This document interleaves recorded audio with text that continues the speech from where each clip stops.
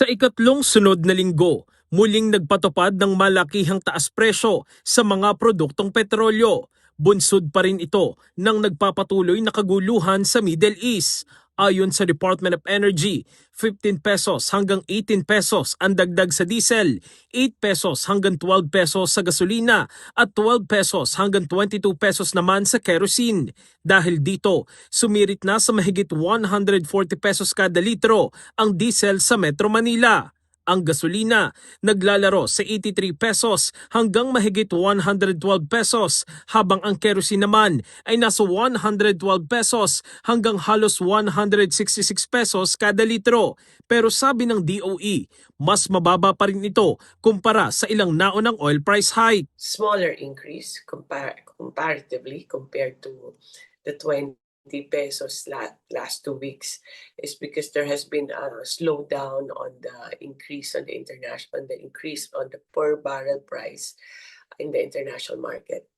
Karamihan sa mga kumpanya nagpatupad na ng one-time big-time oil price hike taliwas sa nakaraan 2 linggo na paunti-unti ang taas presyo. Gayunman, may 2 kumpanya na nagpatupad ng staggered increase simula ngayong araw.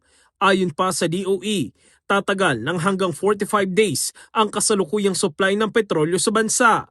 Madadagdagan pa ito ng 1 milyong bariles ng diesel na inaasahan darating ngayong linggo na makakadagdag ng hanggang 1 linggong supply. First 400 will be sourced in Asia, particularly Southeast Asia, and the other 600 will be outside the Southeast Asian region.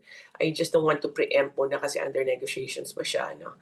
But yun po, iniiba-iba namin yung sourcing. Sa ngayon, may supply ng langis ang bansa ng hanggang 2 linggo ng Mayo. We're trying to build it up, no? Para lang meron tayong reserba. Hindi siya malaki, pero we need to build it up just in case para lang meron tayong reserba. Nilinaw naman ni Garin na ang buffer stock ay magsisilbing reserba sa oras ng emergency at ibibenta rin ito sa mga fuel retailer kung kakailanganin. Sa oras ng kakulangan, prioridad na mabigyan ng supply ang public transportation sector. Pero bakit nga ba sobrang laki ng itinataas sa presyo ng petrolyo sa Pilipinas kumpara sa mga karatig bansa? Many of these countries have subsidies. Sabihin parang siya-subsidize nila yung presyo. Pag bumibili ka sa gas station, may binabayaran yung gobyerno dyan. Second is wala po tayong mga indigenous source. We don't have oil in this country. Maliit lang, konti lang siya. So we don't have control of the supply as well as of the price. This is an unregulated industry because of all the regulation. So we leave it to the companies also to determine the price with. Nakikipag-ugnay na ang Pilipinas sa mga bansang tulad ng South Korea, Japan, India at maging China para sa patuloy na supply ng mga produktong petrolyo.